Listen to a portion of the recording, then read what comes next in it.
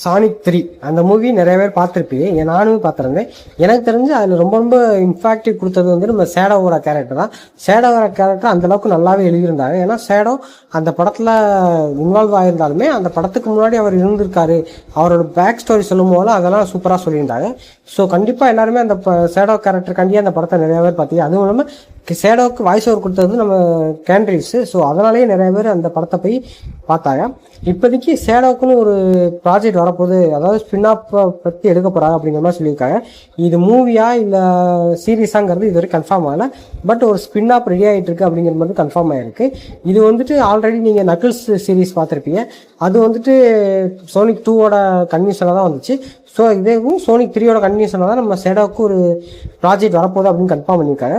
So எனக்கு தெரிஞ்சு சேடோ வச்சு இன்னும் நிறையா கதைகள் சொல்லலாம். ஏன்னா சேடோ ஒரு மிக முக்கியமான கேரக்டர், ஒரு ஓவர் பவர்டான கேரக்டர். ஸோ அவரை வச்சு அடுத்தடுத்த கதைகள் சொல்லிட்டு சோனிக் 4ஐயும் கன்ஃபார்ம் பண்ணியிருக்காங்க. ஸோ இடையில ஒரு படமாக வரப்போதா இல்லை சீரியஸாக வரப்போதா தெரியல. இதுக்கப்புறம் சோனிக் 4ஐ பார்க்க போகிறோம். ஸோ யாரெல்லாம் இந்த ப்ராஜெக்ட் வெயிட் பண்ணுறீங்க அப்படிங்கிற கீழே கமெண்ட் பண்ணிட்டு இந்த வீடியோ பிடிச்சிருந்தா லைக் பண்ணுங்கள், சப்ஸ்கிரைப் பண்ணிக்கங்க. நம்ம அடுத்த வீடியோ பார்க்கலாம்.